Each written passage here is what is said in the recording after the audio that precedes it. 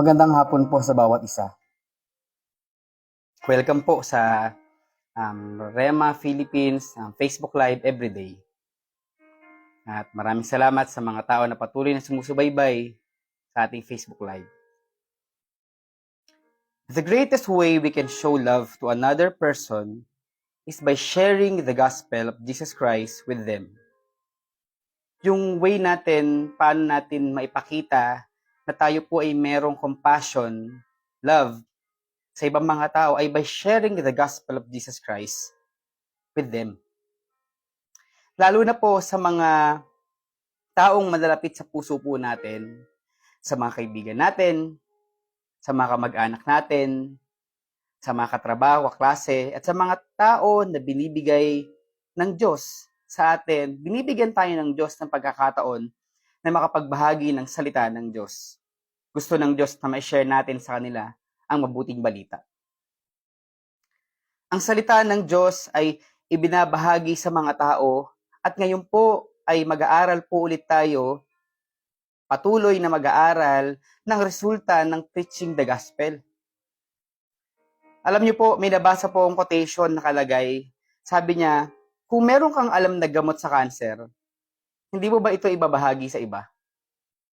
Kung halimbawa, meron kang nalaman na lunas sa sakit ng tao, hindi mo ba sasabihin sa mga tao na yon yung lunas o paraan para magawa nila yung lunas sa sakit na yon? Di ba ang gagawin natin, sasabihin natin sa kanila? Normal na reaksyon natin na, uy, meron palang ganitong pwedeng maging lunas sa sakit kapag ganyan ang nararamdaman ng tao. Ngayon po, bilang Kristiyano, at lalong bilang mga taga-Rema, meron tayong gamot sa kapahamakan at lunas sa kamatayan sa lugar ng impyerno. At ito po ay ang mabuting balita na kailangan nating ipahayag sa mga tao na si Jesus po ay namatay para sa atin upang tayo ay maligtas, may iwas sa kapahamakan at sa kamatayan sa lugar ng impyerno. Tayo po ay binigyan ng Diyos ng kapangyarihan, binigyan tayo ng Diyos ng kakayanan na ma-share ang salita ng Diyos. Ito ang lunas sa kamatayan o sa kapahamakan ng isang tao. Ang gospel po ay good news. Mabuting balita. Ano ba ang good news? Siyempre po, ang good news po ay namatay si Jesus para tayo ay magkaroon ng kaligtasan. Ano ba ang good news sa isang taong may sakit? Ano ba ang good news sa isang tao na nasa kahirapan? Siyempre, kapag may sakit yan, ang good news dyan, may kagalingan. Amen po. Kapag isang tao nasa lugar ng kahirapan, ang good news niyan ay pwede siyang palayain ng Diyos sa kahirapan at dalhin ng Diyos sa lugar ng kasaganahan.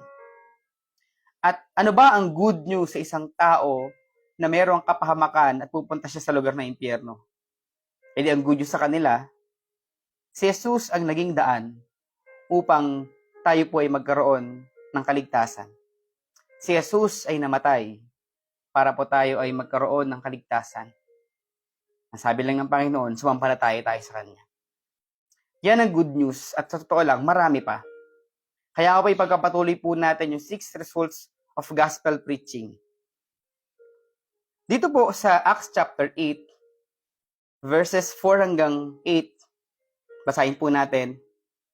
Dahil dito, nagkahiwa-hiwalay ang mga mananampalataya sa iba't ibang lugar, ngunit saan man sila makarating ay ipinapangaral nila ang salita. Nagpunta si Felipe sa lungsod ng Samaria at ipinahayag doon si Kristo. Talagang required sa atin na lumalabas upang mag-preach ng gospel. At kung saan man tayo makarating, dapat na ibinabahagi natin ang mabuting balita sa mga tao. Naniniwala po ako na maaaring ibang mga mananampalataya noong unang panahon na yung lugar na pupuntahan nila, yung mga kamag-anak nila. Pupuntahan nila yun kasi naghiwa-hiwalay po sila eh. Pupunta sila sa lugar kung saan gusto ko masyaran yung kamag-anak ko ng Word of God.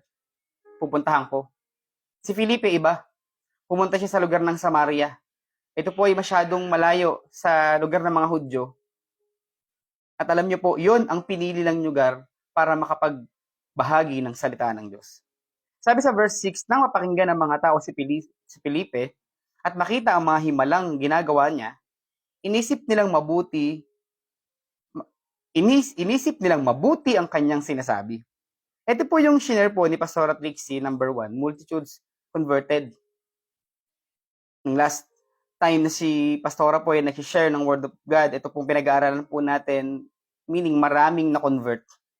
Madami ang nag-isip na mabuti yung sinasabi ni Felipe tungkol sa kaligtasan. Kasi madami po talaga ng mga tao, kahit hanggang ngayon naman, maraming mga tao talaga na iba yung pananaw pagdating sa kaligtasan. Makikita po natin dito na maraming tao mako-convert kung walang nag-preach ng gospel. Kung hindi nag-initiate si Felipe na pumunta doon sa lugar ng Samaria, walang maraming mako-convert. Pero buti na lang may nagpahayag ng salita ng Diyos. Sabi nga po sa verse 7, ang masasamang spirito ay umalis sa mga taong sinasapian ng mga ito at sumisigaw habang lumalabas. Maraming lumpo at pilay ang napagaling. Pangalawa po, miracles and healings. Sinare din po ito ni Pastora Lovely sa atin na ang daming miracles and healings ang nangyari na resulta ng preaching the gospel of Christ. Yan po ay resulta. Ibig sabihin, kapag tayo po ay nagkaroon ng initiative na ay ang tao na yan, babahagiin ako ng salita ng Diyos. May sakit ng tao na yan, share ko ng Word of God. Maaaring doon sa buhay ng tao na yun na magkaroon ng himala at healing sa kanyang buhay, kagaya ng mga time ng pagpunta ni Felipe sa lugar ng Samaria na hindi naman niya totoo alam kung gaano karami ang tao may sakit doon. Basta alam niya, kailangan niyang i-spread ang gospel sa lugar ng Samaria. Pero di niya alam kung gaano karami ang tao doon. Pero naniniwala ko na baka siya din mismo ay nagulat sa dami ng healings and miracles nung panahon na yun. At sabi pa nga dito sa verse 7 na binasa natin, sa number 3, yung demons cast out na palayas. Ano po, dinagdag pa ni Pastor Maya sa atin na nag-share po siya na sa pag-preach ng gospel, nagdudulot ng deliverance sa mga tao. Ibig sabihin, nagbibigay ng kalayaan ang salita ng Diyos. Kapag narinig ng isang tao ang salita ng Diyos at isinapuso niya ito, nagbibigay ito ng kalayaan. Sabi po doon, may mga tao noong panahon na yon ang possess, may sapi. Dahilan sa preaching ng gospel. Anong nangyari? Yung resulta nito, yung mga demonyo, na-cast out. Ibig sabihin po nun, yung mga tao noong unang panahon na nakapakinig ng gospel ay nakalaya. Ang gospel po ay nagdadala ng kalayaan sa pagkabihag ni Satanas sa mga tao. Pumuputol sa pagkakabihag ni Satanas sa mga tao dahilan sa merong nagdala ng salita ng Diyos. Merong nag-preach ng gospel sa mga tao na nangailangan ng salita ng Diyos. Even yung mga possess pa ng mga tao. Diba? Nakikinig lang sila kay Philip. Baka iba nga po dyan, nasa malayo pang lugar eh. Pero nag-react yung demonyo sa salita ng Diyos dahil may nag-preach ng gospel, lumaya yung mga taong matagal ng bihag ni Satanas. Diba may kanta nga tayo yun, binihag ni Satanas, pinalaya ni Jesus. Si Jesus talaga yung nagbigay ng kalayaan sa mga tao. Diba? Di naman alam ng mga tao, pero alam ng mga demonyong darating si Philip doon. Kasi daladala ni Philip si Jesus. Pero yung taong possessed, di naman niya alam eh. Pero sa totoo lang, kalooban ng Diyos na yung mga tao na nandun, nung panahon na yun, na makapakinig at makalaya, nagdala ng deliverance ang salita ng Diyos sa mga tao doon. Ngayon, yun po ang naging resulta. Maraming napalaya, maraming demonyong na-cast out. At sa number 4, sabi niya dito, sa verse 8, kaya't nagkaroon ng malaking kagalakan sa lungsod na yun. Imagine, nagkaroon ng piyesta nung panahon na yun dahilan sa ang daming taong na-convert, ang daming miracles and healings, maraming mga taong napalaya. Di ba, alam naman natin, yung ibang mga kwento sa Biblia, yung mga demon possessed, yung mga possessed, sinusugatan nila yung sarili nila, itinatapon nila yung sarili nila sa apoy. Ganun yung resulta ng possess, may sapi. Pero nakalaya sila dahil may nagdala ng gospel. Kaya sabihin nga po na sa katabi natin, kung may katabi tayo nanonood, o sabihin natin sa sarili natin na ito pala yung resulta ng gospel. At ako ay magbo-volunteer na magdadala ako ng mabuting balita sa mga tao. Kasi baka mamaya sila din maka-experience ng resulta na to. At maniwala po kayo, ang reward niyan sa langit. Amen. Siyempre yung joy. Number 4, great joy. Siyempre yung joy na nag-uumapaw sa puso ng mga taong tumanggap ng mabuting balita mula sa Panginoon. Imagine, halos buong lungsod naligtas. No? Sarap sa pakiramdam. Na halimbawa, merong isang malaking court, pupunta ka doon. Kasi nandun yung leading ng Espiritu ng Diyos na pupunta ka doon para mag-share ng Word of God at marami kang na-convert. Maraming nagbago yung pananaw pagdating sa kaligtasan kasi nagpagamit ka ng buhay sa Panginoon. Hindi mo alam yung taong kakausapin mo. Share mo ng gospel. Mamaya pala, depressed pala yan. Punong-puno ng anxiety. Pero dahilan sa dinala mo ang gospel, na-deliver sila from depression. At nakikita ng Diyos yun. Sabi doon, lahat sila nagsaya. Hindi lang sa lungsod ng Samaria, maraming nagsasaya. Kasi sabi ng salita ng Diyos, isang kaluluwa lang ang makakilala sa Panginoon. Libo-libong anghel sa langit ay nagsasaya. Amen po. Ano pong kasunod po nito? Basahin po natin sa verse 9. Dooy may isang lalaking ang pangalan ay Simon. Noong una, pinapahanga niya ang mga Samaritano sa pamagitan ng salamangka dahil nga walang nag-share ng Word of God dun eh. Ngayon, itong si Simon, salamangkero. At pinapakinggan naman siya ng lahat. So, curious sa mga tao kaya nakikinig kay Simon. Mula sa pinakamababa hanggang sa pinakadakila, ang lalaking ito ay tinatawag na dakilang kapangyarihan at ang kapangyarihan ng Diyos. So, may ganyan na silang parang, entitled kay Simon na, kapangyarihan ng Diyos, ganyan. Mahabang panahon, ding sila'y pinahanga niya sa pamamagitan ng kanyang salamangka.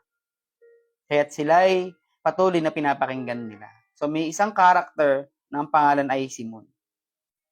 Sabi sa verse 12, ngunit nang ipangaral ni Felipe ang magandang balita tungkol sa paghahari ng Diyos, ang tungkol kay Hesukristo, sumampalataya at nagpabautismo ang mga lalaki at babae. Tignan niyo po. Sabi sa number 5 na nasa caption, many were baptized in water. Nagpabautismo sila. At sabi sa verse 13, pati si Simon ay sumampalataya rin. Yung salamangkerong maraming nakikinig sa kanya na mahabang panahon, pati yung pinakamababa hanggang sa pinakadakila, nakikinig sa kanya. E nung panahon na dumating si Philip, feeling ni Simon, siya na yung pinapakinggan ng mga tao. Pero nung dumating ang lingkod ng Diyos, mismong si Simon humanga sa ibinabahaging gospel of Christ ni Philip. At ano nangyari? Sabi sa verse 13, si Simon ay sumampalataya rin. Imagine, maraming pwedeng naniniwala sa kanya. Pero siya mismo ay naniwala doon sa ipinapahayag ni Philip. Kasi siya din sumampalataya. At hindi lang yun. Nagpabautismo. Patuloy siyang sumama kay Philip. Humanga si Simon nang makita niya ang mga himala. Maaaring itong si Simon ay punong-puno ng magic na kanyang ginagawa. Pero kita niya ang pagkakaiba ng ginagawa niya sa kung ano yung laki ng pagkakaiba ng ginagawa ng lingkod ng Diyos. Malaki ang pagkakaiba. Kasi siya ang dapat na hinahangaan. Si Simon dapat ang hinahangaan ng mga tao, pero nung narinig niya mismo, si Philip na lingkod ng Diyos, humanga siya sa lingkod ng Diyos. Alam niyo po, sa totoo lang, sa ating mga nagdilingkod sa Panginoon at sa mga full-time na missionary, hindi naman tayo lahat nakapagtapos ng pag-aaral, hindi tayo lahat nakapagtapos ng Bible school, kasi kahit ako, di naman ako nakapag-Bible school eh.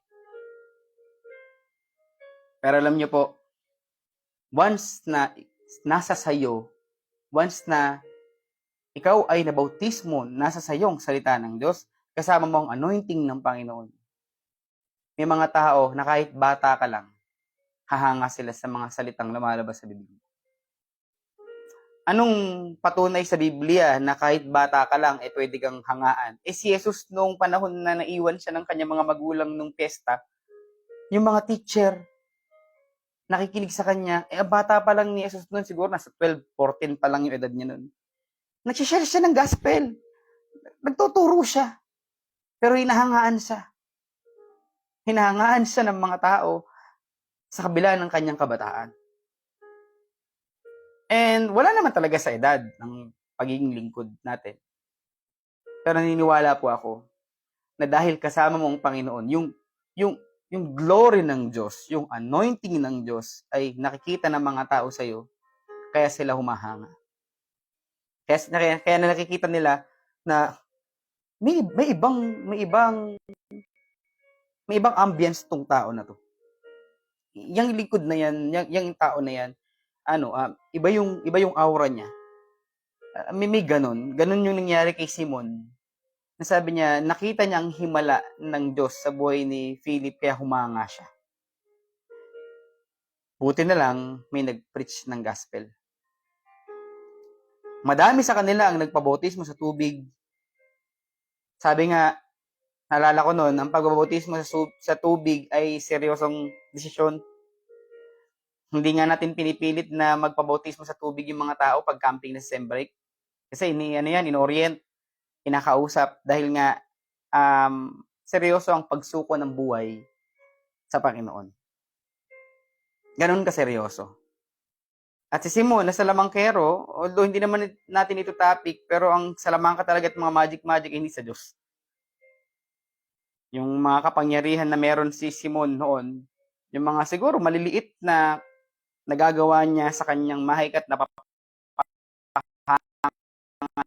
niya yung mga tao. Ano ba, napapalipad niya yung kahoy, mga ganun, magic.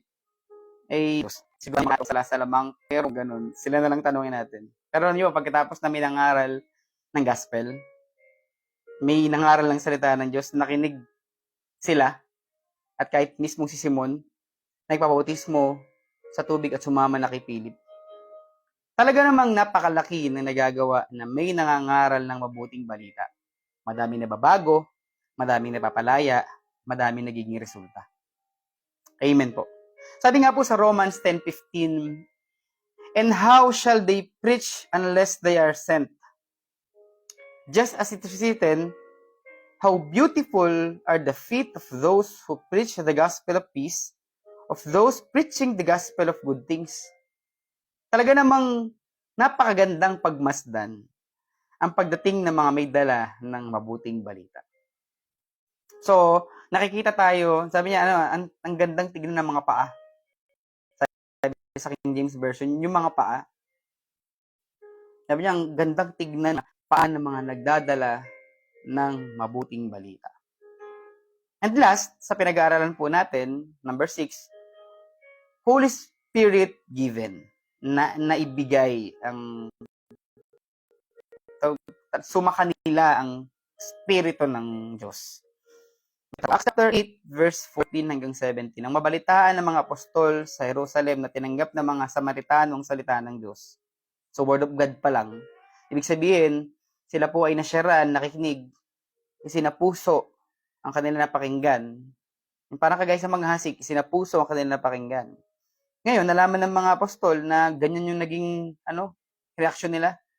Di ba ganyan din naman tayo sa church kapag may mga tao na na-invite tayo, kitang-kita natin yung eagerness nila na makapakinig ng Word of God. Di ba pagkatapos ng ilang buwan, naalala ko po sa Santo Tomas, dito po sa church po natin dito sa Santo Tomas, may mga na-invite po kami sa church. At nakaka-bless kasi from dating sinusundo, ngayon hindi na siya sinusundo, dati talagang every bago mag-service, pupunta kami sa bahay nila. Malayo yung bahay nila pero may motor naman ako, minumotor namin. Tapos nagmumotor din sila papunta ng church. Ngayon, nagte-text na yun sa akin, sabi niya, huwag niyo na po kaming puntahan sa bahay kasi kami na lang po ang pupunta sa church. At nakaka-bless po itong buong pamilya na ito kasi itong sila kuya, ngayon, siya na rin, hindi na siya sinusundo, kung saan na siya nagpupunta, at kapag nag-i-invite siya na ang nagsusundo sa kanyang ini-invite. Last Sunday lang ang dami niya nadala. Siguro mga 3 pamilya. Isa siya sa pamilya, mga 2 pamilya nadala niya doon. Halos yung service ay buong pamilya at buong na-invite niya. Ngayon, kinakausap ni Pastora Dayan sila. Sabi niya, one day pag-aaralan po natin yung speaking in tongues. Kasi kailangan maituro sa inyo. Kasi yan ay gift of the Holy Spirit. Kailangan matanggap yan ng mga tao. Pababa ang Spirito ng Diyos sa tao, automatic na ang manifestation na ay magpasalita sa iba't ibang wika. Maaaring itong mga tao na to, hindi maaari, kundi itong mga taong tumanggap ng Spirito Santo ay nagsalita sa iba't ibang wika. At ang sabi kasi dito, pagdating doon, ipinanalangin ng 2 apostol ang mga Samaritano upang sila ay tumanggap din ng Spirito Santo. Sapagkat hindi pa ito bumababa sa kanila, hindi pa bumababa, kagaya ng sa Acts chapter 2. Kasi ilang chapter lang naman nakalipas. Sabi niya, sila ay nagpabautismo pa lamang sa pangalan ng Panginoong Yesus, ipinatong ni na Pedro at Juan ang kanilang mga kamay sa mga Samaritano at tumanggap ang mga ito ng Espiritu Santo. Kagaya ng ginagawa natin, nililens natin. Sabi dito, ito ang resulta ng pangaral ng mabuting balita. Sila ay tumanggap ng Espiritu Santo. After nilang tanggapin ang salita ng Diyos, pagkatapos nilang patungan ng kamay, tumanggap sila ng Espiritu Santo. Imagine, hindi po Hudyo yung mga yan. Taga-Samaria yan, mga Samaritano yan. Malayong agwat yan, hindi ka mag-anak yan. Hindi at sila ay tumanggap sa Panginoong Yesus. Nagpapatunay lang na walang pinipili ang Diyos. Basta bukas ang puso ng mga tao na tanggapin ng Espiritu Santo, tatanggapin nila ito. Ganyan po ang mga nagiging resulta ng pagbabahagi po natin ng salita ng Diyos. Pag ang mga taong nadala po natin sa church ay tumanggap na ng Espiritu Santo at katuwang na natin na nag-tongues, nag-speaking in tongues na rin sila at sumasama na sa mga prayer natin, dumadagdag yung yung puwersa natin sa pananalangin.